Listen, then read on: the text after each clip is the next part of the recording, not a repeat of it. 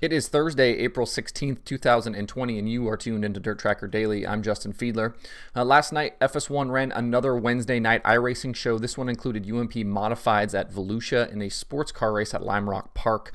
Field consisted of kind of an all-star lineup of drivers from across some different series, included NASCAR guys, Indy cars, some sports car guys. They were kind of calling it an IROC special. And they even had the cars kind of painted up like the old IROC paint schemes used to be. Chase Briscoe, Christopher Bell, and Austin Dillon were the three racers with the most dirt experience. They finished top three in the modified race. Juan Pablo Montoya was fourth, with Scott Speed in fifth. If you're interested in the road race, Scott Speed was your winner over Chase Briscoe, Santino Ferrucci, Regan Smith, and Christopher Bell. We'll keep you posted on what's next on the schedule for that FS1 show, especially if it kind of involves more dirt racing. I think that's kind of a week-to-week deal on what they decide to do and not do with that. So as we get more information about that FS1 show on Wednesday nights, we will certainly keep you posted. Hopefully we'll get to see more dirt racing on that deal, because I think it's really fun, and it's kind of a little bit of a departure from some of the other stuff we're seeing. The USAC iRacing Challenge returns tonight for its third week of action. This time the drivers will take to Williams Grove Speedway driving USAC midgets. Again, the entry list includes those drivers with real-world USAC ties. It includes the last 2 weeks winners, Aiden Perdue and Dazen Persley. It also features Chris Wyndham, Brady Bacon, Christopher Bell, Logan Seavey, and Tanner Thorson. Also on the entry list this week is World of Outlaws driver Carson Macedo, Shane Meal, Zeb Wise, Spencer Basin. You can catch all of the action live tonight on Flow Racing at 9 p.m. Eastern. It's been pretty fun the last couple of weeks. I would like to see the racing be a little bit cleaner tonight than what we saw last week. So hopefully those guys can maybe settle down a little bit with another week of experience on the sim and put on maybe a little bit better racing. So we'll see that tonight. If you're looking for something else to watch tonight, don't forget the USAC Thunder Relived series. That's live on Flow at 8 p.m. Eastern, right before that iRacing show. Tonight is Johnny Parsons. He sits down with Richie Murray and Kirk Spridgen to talk about his career. He was a driver for nearly 4 decades and had 12 Indy 500 starts, so that should be pretty neat. That is at 8 o'clock, right before the USAC show at 9. We talked earlier in the week about some stats and kind of comparing Donnie Schatz and Brandon Sheppard as I was putting in late model races. I've got the remainder of the 2019 World of Outlaws Late Model Series schedule into the analytics section. That brings the total race count for the late models up to 50. The total race count between World of Outlaws Sprint Cars and World of Outlaws Late Models is now 203 because there are 153 Sprint Car races in there. I wanted to kind of point out a few of the stats for the late model series now that we've kind of got a decent chunk of races in. You know, we talked about Brandon Sheppard and how dominant he's been, and I tweeted a couple of stats out yesterday. I kind of go along with this and just kind of show just how good he's been, but I want to run through a couple of these things and just kind of give you an idea about what that late model series has looked like for the last 50 races. The first is my driver rating system. The driver rating system is the combination of your qualifying position, your heat race finish, and your main finish. So effectively, like for example, you know, if you qualify 1, you finish first, and you qualify first, you finish first in your heat, and you finish first in the feature. That's a score of 3. So that's a perfect score on a night would be that 3, and then anything else obviously adds to that. And what I've done for anything beyond a feature, say for example, you finish outside of a transfer in the B, you get credit for that position, and then plus how many spots were in the feature. So if you finished 6th, for example, in a B, you're going to get credit for, if there were 24 cars, you're going to get 24 plus 6, so your score is going to be 30. For your main finish for the night, just to kind of give you an idea of what that looks like. And kind of give you some comparison. On the sprint car side, Donnie Schatz has an average score of 14.28. Brad Sweet has an average score of 14.44. So that is their driver ratings for literally every race in the database averaged together, and that's what you get. On the late model side, just to show you how good Brandon Sheppard has been, his average rating is 8.3. So 6 points better than the 2 sprint car drivers who have been effectively dominant for the last several years.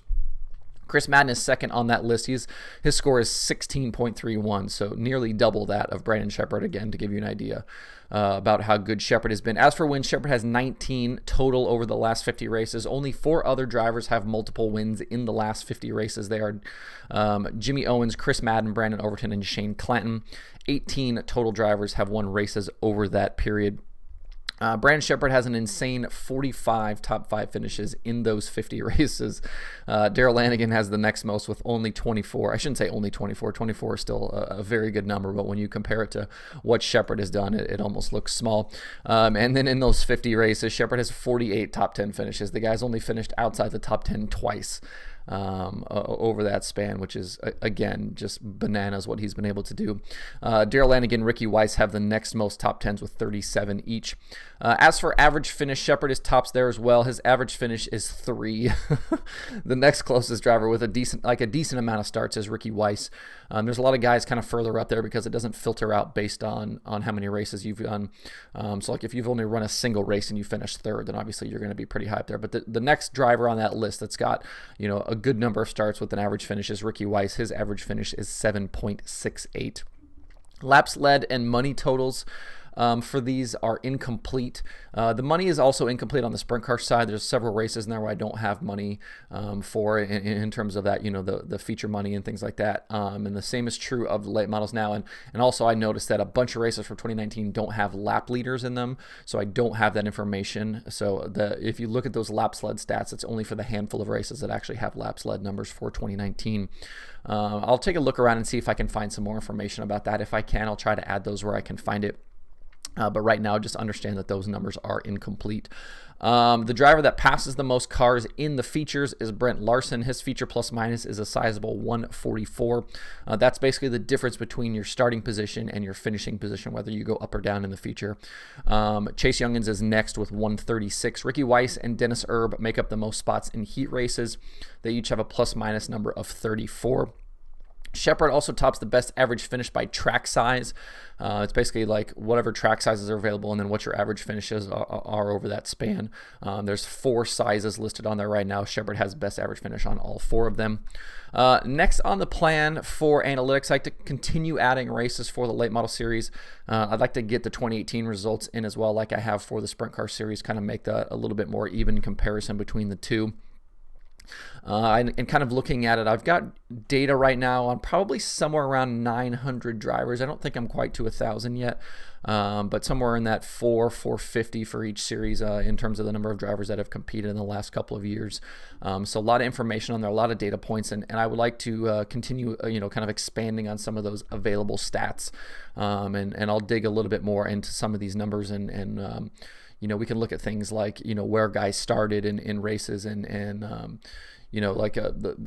some of the easier stuff we can certainly talk about, but I would like to kind of dig into some kind of more advanced numbers. And I've talked before about wanting to do some predictive stuff, and I'm kind of working through some of that right now. And I would like to obviously start working on getting some of that available on the site, because I think some of that stuff's really interesting, and I would literally like to get to the point where we can literally project, who's going to run, maybe who's going to win or who's going to run top 5 in upcoming races, kind of based on past data. And I would like to kind of do also like trending, like which drivers are have done well in their last X number of starts, whether that's 5, 10, whatever, and just give you an idea of kind of who's hot and who's not. As we move forward. So you can check all of that stuff out at DIRTRACKR.com/analytics as that kind of continues to expand and continues to evolve. More races, more series, and more stats will be added there. Lucas Oil Late Model Series announced they've postponed a pair of Kentucky races originally scheduled for May 1st and 2nd. Ponderosa Speedway is now scheduled for September 4th, and Florence Speedway is now scheduled for August 12th. The series hopes to return to racing action on May 8th at Atomic Speedway. You can find more info and details over there at lucasdirt.com. Obviously still things incredibly fluid. We've seen the PGA Tour announce today that they would like to continue or start back up playing golf here in June.